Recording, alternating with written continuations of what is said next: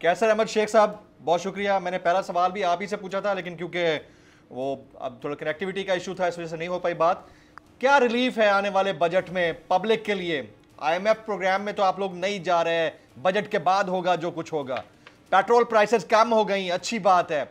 Dollar stable नहीं हो रहा, कल कम हुआ, आज फिर थोड़ा उसने जर्क मारा है। पब्लिक के लिए क्या रिलीफ है सर आने वाले बजट में? बिस्मिल्लाहिर्रहमानिर्रहीम।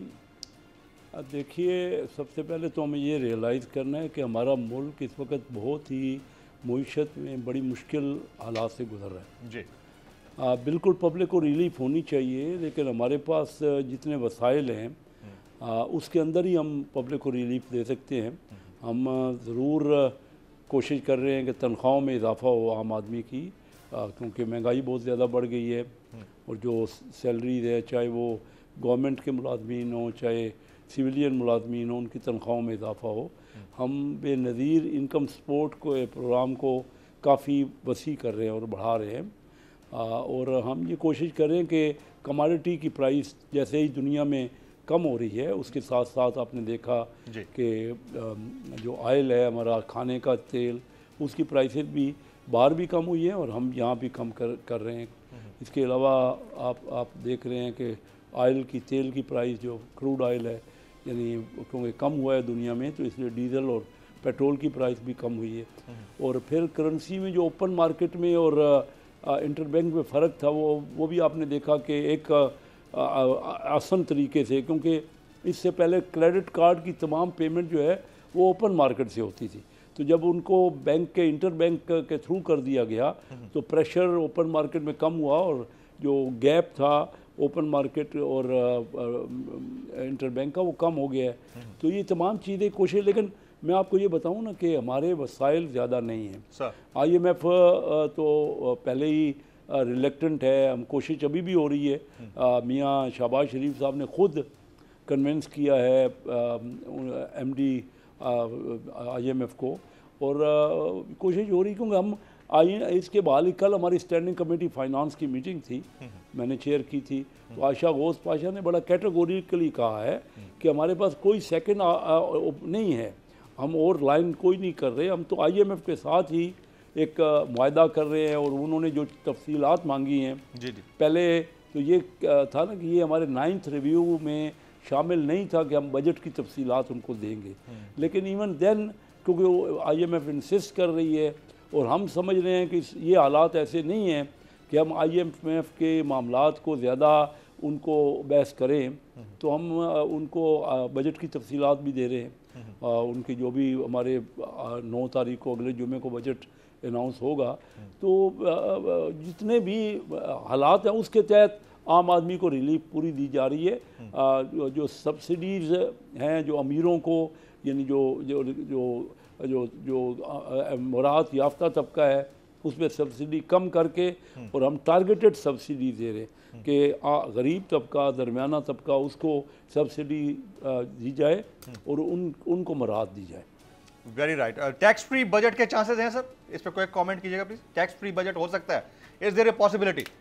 जी हाँ जी, कोई नया टैक्स नहीं लग रहा जहाँ तक मेरी मालूमात है, लेकिन अभी तो बजट का फाइनल तो पहले भी तो कम नहीं है ना सर, नया तो नहीं लग रहा, लेकिन पहले टैक्सेस भी तो कम नहीं है ना। जी दुरुस्त कह रहे हैं आप, पहले बहुत बड़े हैवी टैक्सेस है हमारे ऊपर। असल बात ये, टैक्स तो हैं, टैक्स की इम्प्लीमेंटेशन ठीक नहीं है। जो टैक्स पूरे देते नहीं है, ना ही वो मराद याफ्ता तबका जो को मराद दी जाती रही है, वो मैं हर प्रोग्राम में ये कहता रहा हूँ कि आज से सिर्फ 2.5 साल पहले रज़ा बाकर साहब ने 3 अरब डॉलर, जो कि आज के 87,000 करोड़ रुपया बनता है, 10 साल के लिए तकरीबन 0% पे दे दिए। और वही रकम हम ले रहे हैं, हुकूमत ले रही है, तो आज 20% से ज़्यादा उस पर सूद भर रही है। तो वही रकम जो कि चंद अमीरों को 500-600, कल हमारी स्टैंडिंग कमेटी में बताया गया, कुछ 600 के करीब अमीर फैमिलीज हैं जिनको कर्जा दिया गया, और वो कर्जा सही इस्तेमाल भी नहीं हुआ, क्योंकि कर्जा जिस मशीनरी पे इस्तेमाल हुआ, ख्याल था, उन्होंने कहा था कि हम एक्सपोर्ट बढ़ाएंगे, वो मशीनरी इस वक्त ज़्यादातर, अगर टेक्सटाइल की हमारी एयरजेट मशीनरी आई, तो उसके लिए हमारे पास गैस नहीं है, उसके लिए हमारे पास रनिंग कैपिटल नहीं है, काटन नहीं है, तो वो भी पूरी चल नहीं पाई।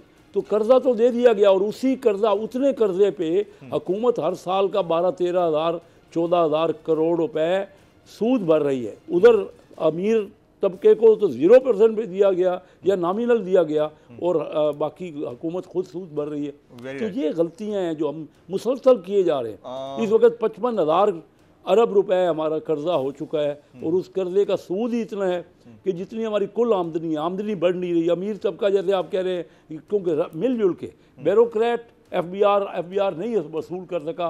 मैं आज पिछले 40 साल से एफबीआर के बड़ा करीब हूँ और मैं मुसलसल ये देख रहा हूँ कि नहीं, हमारा जो इस बार भी टारगेट था कोई 7600 अरब रुपए का, लेकिन हम 400 अरब के करीब उसमें खसारा हो रहा है, पूरा वसूल नहीं हुआ। जब वसूल नहीं होगा तो हम क्या मराद देंगे? वसूलियां भी बड़ी जरूरी है। ऑलरेडी एफबीआर को टैक्स वसूलियों में तकरीबन 440 अरब रुपए के शॉर्टफॉल का सामने है। This is a big thing और इससे डील करना बड़ा मुश्किल होगा। प्रीवियस गवर्नमेंट, उसके प्रीवियस सारी गवर्नमेंट्स का ये मसला रहा है।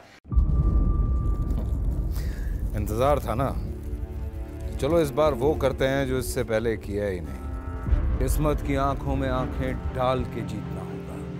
सब में है शेर जैसी राह, जर्रा जर्रा भी हर कंटेस्टेंट को लगेगा पहाड़।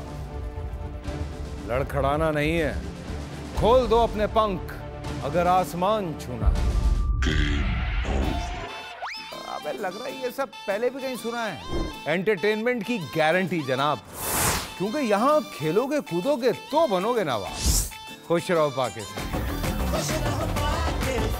खुश रहो पाकिस्तान, बुध और जुमेरात शाम 7 बजे सिर्फ बोल एंटरटेनमेंट पर।